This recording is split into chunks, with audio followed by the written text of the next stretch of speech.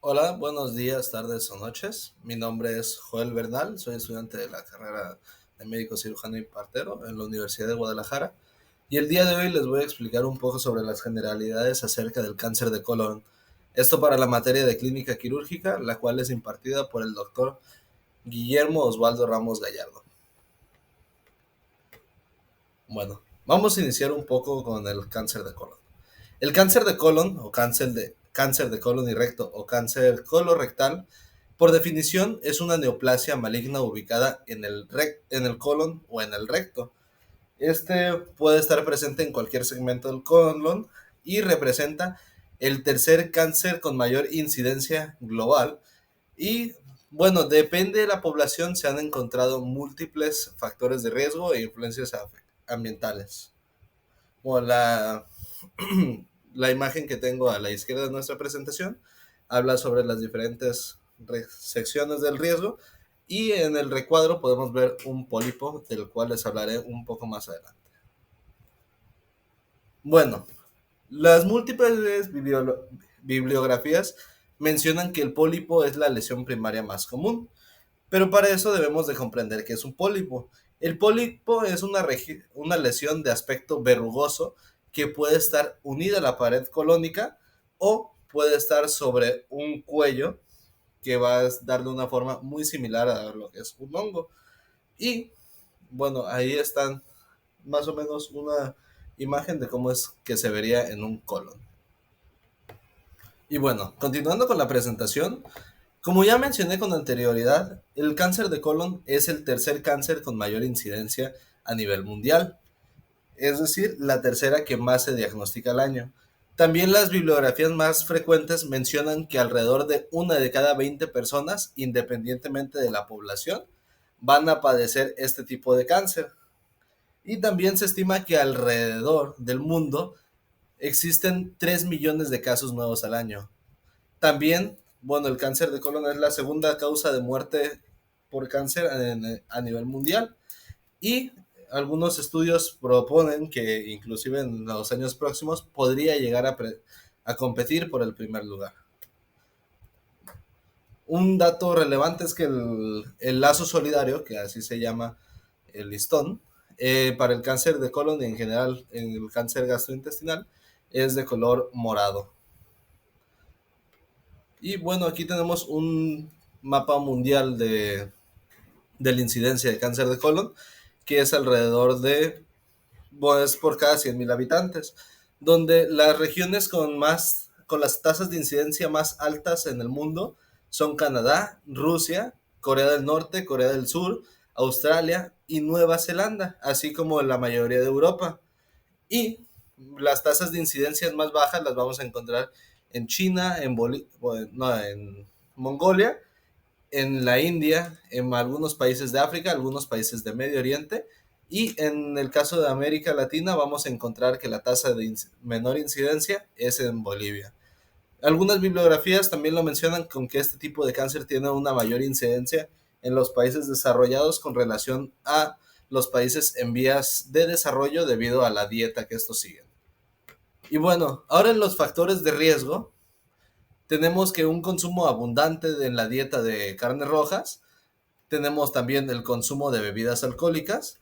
Este cáncer es un cáncer más prevalente en las personas adultas. Se dice que su edad media de diagnóstico es alrededor de los 50 años. Afecta de igual manera a hombres y mujeres, pero se ha encontrado últimamente que un factor de riesgo muy importante para desarrollar este tipo de cáncer es la obesidad. Y bueno, ahora continuando con los más factores predisponentes, en específico los heredofamiliares, vamos a tener que el antecedente personal y familiar de poliposis podría representar un riesgo debido a que los pólipos son la lesión primaria de este tipo de cánceres. También la enfermedad inflamatoria intestinal, debido a la cronicidad de la inflamación que puede inducir ciertos cambios en el epitelio intestinal. El síndrome de Lynch, que también podría presentarse como una forma atípica de cáncer de colon, que sería una forma no tumoral, que en general le incrementa el riesgo al individuo que lo padece de padecer cualquier tipo de cáncer a una edad más temprana, es decir, alrededor de los 50 años o antes. Y también, bueno, por último, más no menos importante, encontramos la poliposis adenomatosa familiar, que pues como lo mencioné con anterioridad, es por el antecedente personal y familiar de los pólipos. Ahora, en cuanto respecta a la patogenia, la mayoría de bibliografías no confluyen en una patogenia muy específica, sino que todas proponen diferentes teorías. Pero la teoría más aceptada, por así decirlo, o en la que confluyen todas, es la teoría de Morton, la cual propone que el desarrollo del cáncer colorectal es por una acumulación de mutaciones en genes muy específicos. Este propone el modelo de evolución, de oncogénesis, de un adenoma a un carcinoma. En la parte superior de la imagen podemos ver el epitelio normal, que sobre este epitelio normal, la pérdida del gen APC en el cromosoma 5 en el brazo Q va a inducir un epitelio hiperproliferativo, es decir, va a inducir una displasia del epitelio. Esta displasia se va a traducir en un adenoma precoz por las alteraciones de la metilación del ADN. Y bueno, una vez dentro de este adenoma precoz, vamos a encontrar la activación de genes KRAS. Estos que van a estar bueno, va a estar la mutación va a estar en el cromosoma 12 en el brazo P. Esta activación va a seguir desarrollando el adenoma, hasta que se convierta en un adenoma intermedio. Una vez que se encuentre en un adenoma intermedio, va a entrar el gen DCC, el cual la mutación es en el cromosoma 18 en el brazo Q. Este gen lo que va a hacer nos lo va a diferenciar a un pólipo, es decir, un adenoma, que podemos ver ahí las dos formas de pólipo, tanto la lesión verrugosa que está continua en la pared, como la lesión que está sobre un cuello. Y una vez tenemos este pólipo, lo que nos va a diferenciar si es maligno o no es el gen P53, que el cual la mutación va a ser específica en el cromosoma 17 en el brazo P. Y la pérdida de este gen lo va a hacer una conversión maligna a un carcinoma. Lo normal es que los carcinomas salgan en la punta del pólipo, y bueno, siguiendo la historia natural de la enfermedad y de esta enfermedad, lo que va a hacer proliferar, hasta que se llega a la metástasis. Continuando con más genes, en lo de la regulación genética los vamos a poder subdividir en tres grupos. El primero es con relación a los daños al ADN, que este tipo de genes, las mutaciones en estos genes se han encontrado sobre todo en la poliposis adenomatosa familiar, donde se encuentran metilaciones en los genes MSH1 y 2, además de una metilación en el gen PMS2. Dentro de otra categoría vamos a encontrar los genes supresores de tumor, en los cuales van a estar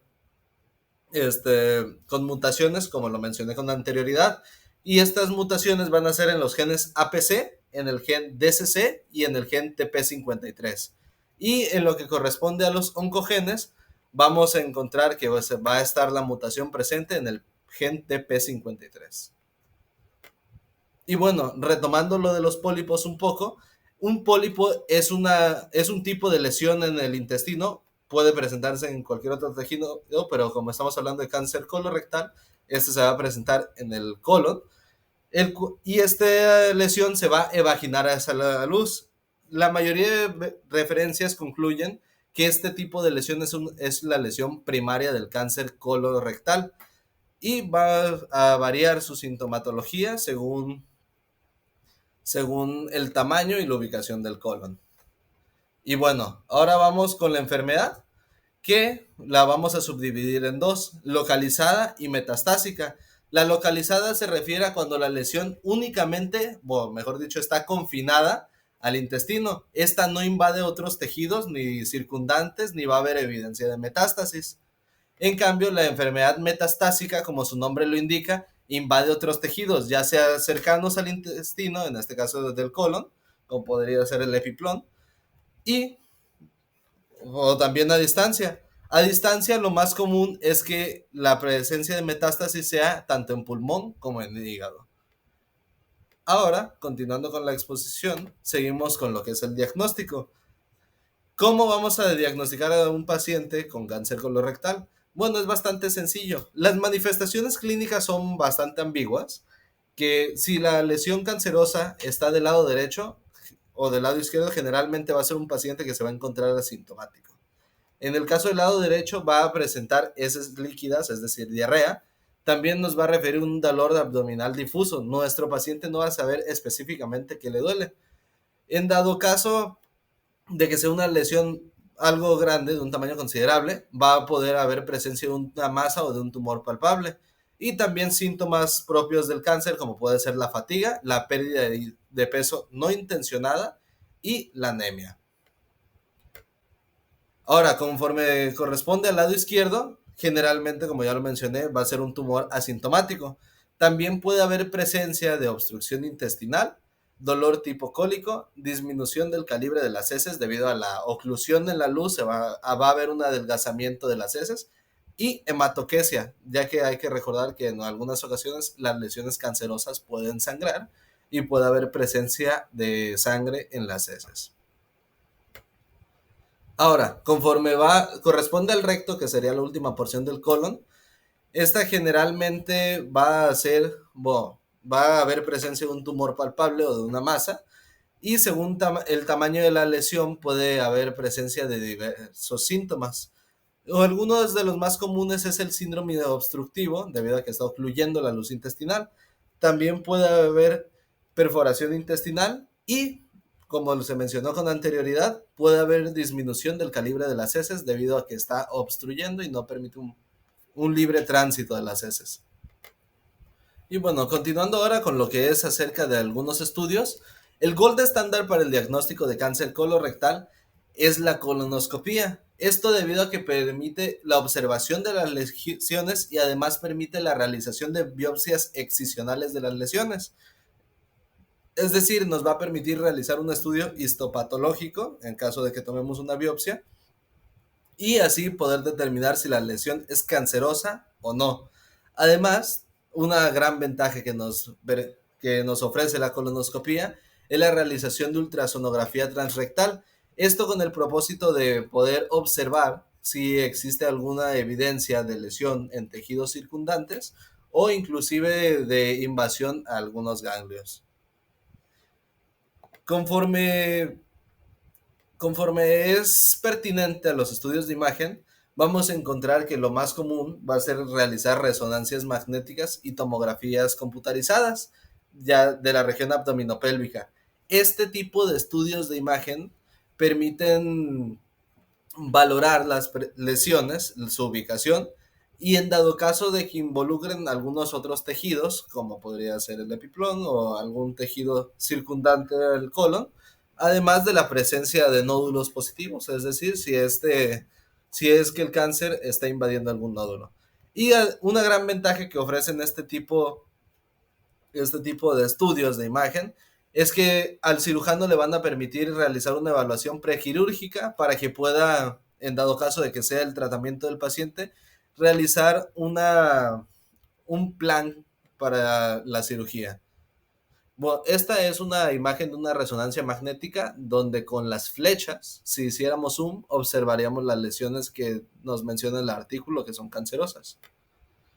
Y esta es la imagen de una tomografía que es una corte axial que con contraste nos permite la apreciación de las asas intestinales y bueno, en este caso no se alcanzan a ver las lesiones debido a su tamaño tan pequeño, pero si vemos ahí en la vértebra de la imagen de la parte inferior derecha, tenemos una flecha la cual nos está indicando un ganglio que está invadido. Y bueno, abajo es de un estudio de una colonoscopía donde se extirpó ese ganglio y se realizó biopsia de las lesiones que se encontraron en el intestino. Ahora vamos con un poco de los biomarcadores.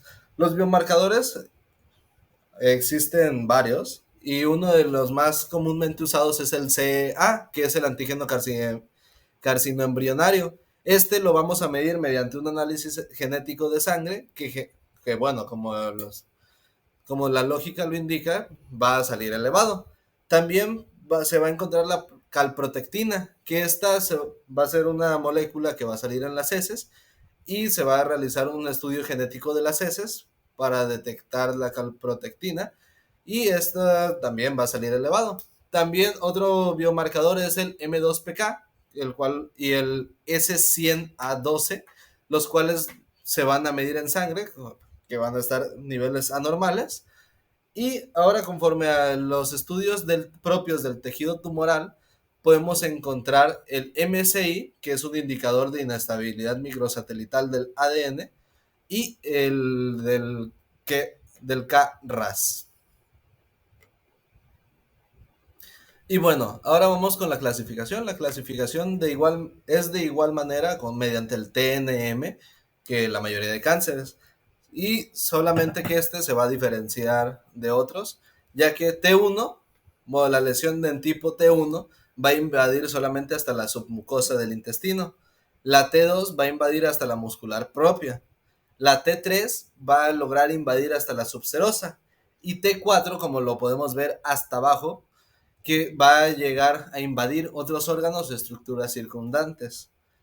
En cuanto a los nódulos, N0 es sin evidencia de compromiso ganglionar, N1 es de 1 a 3 ganglios regionales y N2 es de 4 o más ganglios regionales. Y en metástasis, M0 es si no hay metástasis a distancia y M1 es la presencia de metástasis a distancia. Es decir, son los mismos criterios, solamente varía el grado de invasión de la T, donde T1 invade hasta la submucosa y T4 invade hasta las otras estructuras circundantes. Y bueno, mediante el TNM lo vamos a clasificar en diferentes etapas. La primera etapa va a variar en el T1, de T1 a T2, pero no va a haber evidencia de ganglios ni metástasis. La etapa 2 va a ir de T2 a T3, pero tampoco va a haber evidencia de ganglios o metástasis. La etapa 2A va a ser prácticamente lo mismo que la etapa 2, una lesión en T1, en T2 o en T3, pero sin evidencia de ganglios o metástasis. Y mientras que en la etapa 2B ya va a haber una lesión en grado T4, pero de igual manera sin presencia de ganglios o metástasis. En la etapa 2C va a haber otra, de nueva cuenta, una lesión de tipo T4 sin evidencia de ganglios o metástasis. En lo que corresponde a la etapa 3A, generalmente es una lesión que está en T1, pero puede haber un margen de T1 a T2, pero va a haber de alrededor de 1 a 3 ganglios regionales. Inclusive pudiera haber 4. En la etapa 3B va a haber un tumor en estadio T3 a T4, pero puede variar entre 1 hasta 4 o más ganglios. Es decir, cuando el tumor es más severo que en el 3A, se va a clasificar como 3B. Y en la etapa 3C es forzosamente un tumor en estadio T4, pero los ganglios pueden variar desde 1 hasta 4 o más, sin evidencia de metástasis. En la etapa 4A es cualquier T y cualquier N, pero con evidencia de metástasis a distancia. Y bueno, esta generalmente va a ser a los ganglios. Y en la etapa 4B puede ser de igual manera cualquier T y cualquier N, pero va a haber evidencia de metástasis a otros tejidos u órganos más distales. Ahora, conforme hablamos del tratamiento del cáncer de colon, tiene dos alternativas. Puede ser mediante procesos quirúrgicos o mediante quimioterapias. El tratamiento quirúrgico está indicado solamente para etapas tempranas y es cuando no esté expandido o metastatizado hacia otros órganos o tejidos circundantes. El tratamiento quirúrgico, a grosso modo, porque la siguiente presentación va a hablar de eso, se va a basar en seccionar la parte afectada. Y bueno, existen tres técnicas las más comunes, la primera es la hemicolectomía, que en sí es la extracción de uno de los lados del colon, ya sea el izquierdo o el derecho. La colectomía parcial, que es la extirpación de una parte del colon, también es conocida como una colectomía subtotal, y esta puede llegar a modificarse, incluso llegando a una proctocolectomía. Para hacer una proctocolectomía tendría que incluir la extirpación del recto. Y por último tenemos la resección segmentaria, que prácticamente es una hemicolectomía, pero con un margen quirúrgico más amplio. Ahora, en lo que trata de la quimioterapia, esta representa un tratamiento sistémico para la eliminación de las células tumorales, es decir, va a alisar las células del tumor. Y algunos fármacos empleados en la terapia, en la quimioterapia, es la capabetacina, con su nombre comercial de Xeloda. Este es uno de los más comunes que se usa y está indicado actualmente solamente para algunos tipos de cánceres gastrointestinales, como es el colorectal, el de esófago, el de unión pancreática y algunos otros, y sigue en estudio para más tipos de cáncer. También el fluorouracilo, la oxiplatina, que su nombre comercial es el Oxatin, el 5-fluorouracilo y el irinotecan, que es el Camptostar. Y una ventaja que representa el tratamiento con químicos o con fármacos en relación al tratamiento quirúrgico es que se puede usar para estadios avanzados. Y bueno, por último, ya hablamos de todo lo malo del cáncer de colon, pero también hay que hablar de la parte amable. El cáncer colorectal podría llegar a ser prevenible para la mayoría de poblaciones, ya que existe una gran evidencia de la influencia ambiental y de los estilos de vida propios de la persona para Y la mayoría de bibliografías confluyen en la realización de actividad física, el disminuir el consumo de carnes rojas, la prevención de la obesidad o en caso de padecerla, bajar de peso y controlar el índice de masa corporal, la eliminación del tabaquismo, la eliminación del consumo de alcohol, entre otros factores de riesgo propios de cada población y de cada raza. Y bueno, por mi parte sería todo. Muchas gracias por su atención. Espero la clase haya sido de su agrado.